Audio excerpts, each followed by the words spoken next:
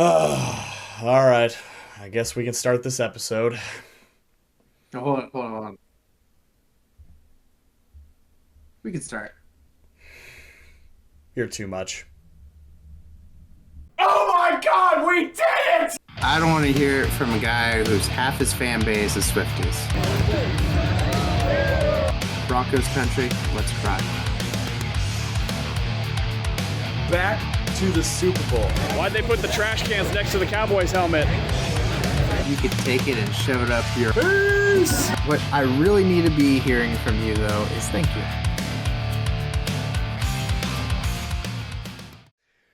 Good afternoon, football fans, and welcome to this very special edition, the Week 11 review of the Trajan Temple Sportcast. I am your host, professional wrestler, and although no longer undefeated, still back-to-back Super Bowl champion, Kansas City Chiefs fanatic Christian Temple, joined alongside, as always, by the field goal kicking and winning Trajan, division rival beating, Raven kicking, popcorn eating. I mean, the adjectives just go on and on here, too. How are you this fine day, my friend?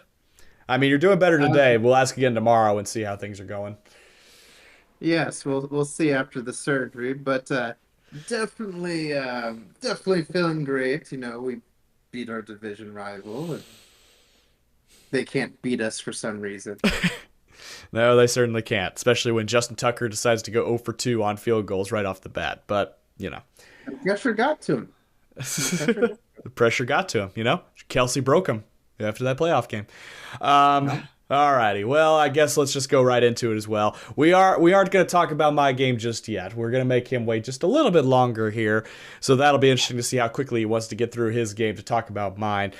Let's get over to the Pittsburgh Steelers taking care of business against the Baltimore Ravens, not even having to score a touchdown to do so. They win 18-16. All right, well, we already talked about what started the game with Justin Tucker missing 2 field goals. But take us through your experience, including an interception that was actually kind of funny what you told me happened on that. Well, you see, let's start it with this. Let me hear it, Steeler Nation. How about them Steelers stealing your catchphrase? I'm going to sue. I'm going to seek legal action against you. I demand financial compensation for this.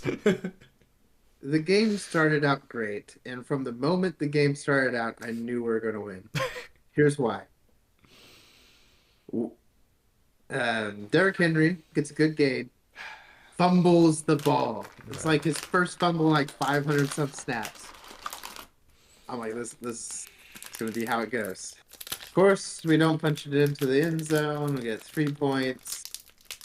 That's the storyline of the whole day. We do not score any touchdown. Spoiler alert.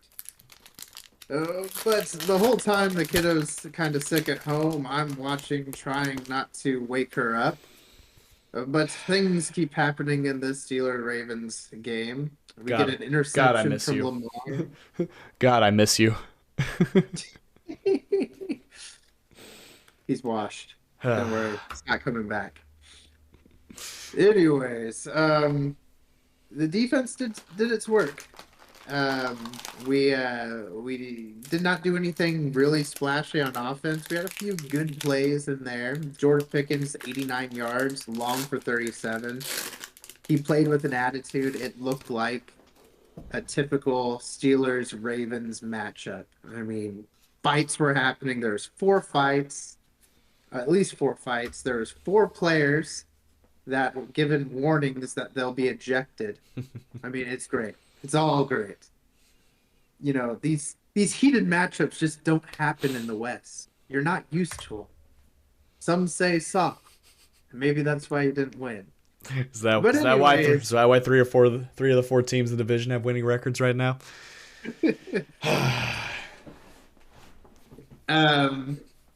But sorry, I'm Russell throwing Wilson, facts in he your did let face. me down with an interception.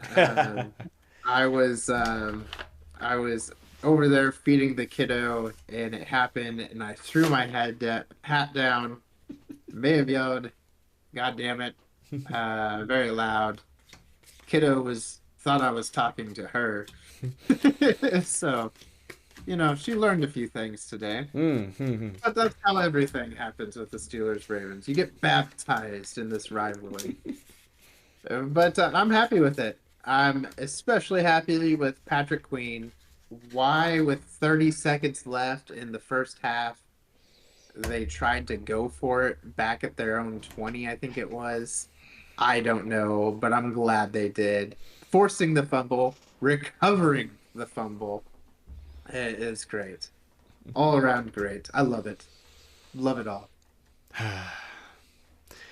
But any thoughts on this matchup? I just can't believe that Tomlin would call Patrick Queen trash like that in an interview. That just seems very disrespectful. One man's trash is another one's treasure. He's a treasure to us. Well, apparently Deontay Johnson is not so much of a treasure to Baltimore right now. So, I mean, yeah, he did have 0 receptions for 0 yards on 2 targets. So yeah, he had a day, including a possible touchdown. Just couldn't do it. I love it. I love it. It's like, I'm pretty sure at this point, unless there's just an absolutely astronomical collapse right now, you're gonna live up to your end of the bargain on the bet that we made. Even though I set the bar unbelievably low, Stephen Hawking could have cleared that that mark, honestly. Just hated on us, and now it was so easy of a bet. I get it. Maybe I was a year off. Maybe it'll be next year that Tomlin slips under. No, that's one of those deals. It never fails. You guys seem to have the Ravens number, whether it's high scoring, whether it's low scoring. We knew this is going to be a defensive struggle, but yeah, the way I knew that you guys were going to win is when Justin Tucker, missed 2 field goals in a row. I was like, okay, like one of their best players is falling apart right now. Lamar can only do so much. Derrick Henry can only do so much. And yeah, Derrick Henry fumbling. Yeah, go figure. I have Derrick Henry and Justin Tucker on my fantasy team. So if you want to know how my week's been, it's been freaking fantastic. All 3 of my fantasy teams lose. My favorite NFL team lost. Although I do have to say, the Jayhawks did end the 9-0 undefeated record of BYU this week at BYU. So holy crap, that is incredible in itself. But besides that, it's been one of those weeks. Which I guess, if you have nothing else left to say on your game. Oh, I'm just really looking forward to this next part. I just really am. I truthfully, honestly, could not even imagine why you would want to be excited for this part. I just can't understand. So, a better team. I guess there was a reason I kept the Bills at number 1 in our Super Bowl tier maker, huh? I just saw it coming. True. I just saw it coming.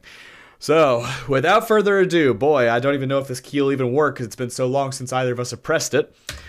Welcome back, at least for us, the first time since Christmas of last year, that's how long it's been, to I Don't Want to Talk About It. And truthfully, that's not 100% accurate because, it's not too bad that I don't want to talk about this game. I really wanted to win this game for the sole fact that it's Buffalo and they always beat us in the regular season. I wanted to actually sweep them, beat them in the regular season and in the playoffs because let's be honest, that's how it's been the last couple of years. We beat them in the playoffs.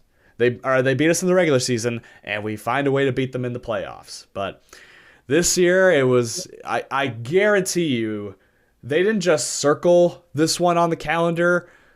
They took all the days off of the calendar year and just had that sticking on the wall. You mean to tell me after how last year ended that they were not motivated as all get up to win this game against Kansas City? The bane of their existence in the playoffs. And I have to say, without a shadow of a doubt, the Buffalo Bills did the Chiefs' game plan better than the Kansas City Chiefs. They converted on key third downs. They kept possession of the ball. Josh Allen with one of the best runs he's ever had on fourth down, not only converting it, but turning it into a touchdown that sealed the game. Pat Mahomes, that was bad interception in the beginning too. You don't want to give them any advantage. That gave them a touchdown early, put you in a deficit, even though the Chiefs did come back and put it within 2. Kareem Hunt, decent game for him, 60 yards, 14 carries for him. Xavier Worthy, which I was so hoping we would win this game, just so I could say, hey, Buffalo, thanks for Xavier Worthy, who went all off on you guys today. And actually, he could have had another big catch, but for the second time this year, his sideline awareness, he didn't get both feet in. So, hey, rookie mistake. He can clean that up as the years go on. D-Hop with an incredible one-handed catch for 13 yards at one point. That was clutch. Got us a key first down. Noah Gray. I put Travis Kelce in because usually he has a decent game against the Bills, but I picked the wrong tight end. Noah Gray with 2 touchdowns. Hell of a day for him. That's got to be a career high for him in the game. As far as defense is concerned, Shamari Connor was all over the place for us in the secondary, including a key interception on fourth down that helped put us back into the game when we got the touchdown. But yeah, that was a game. We got a cameo here. Are we ready for popcorn? I think someone's ready for popcorn here. Hello.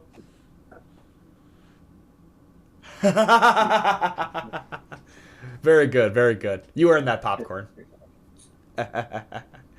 That's all right. As I was saying, yep, this was a game that Josh Allen took control of.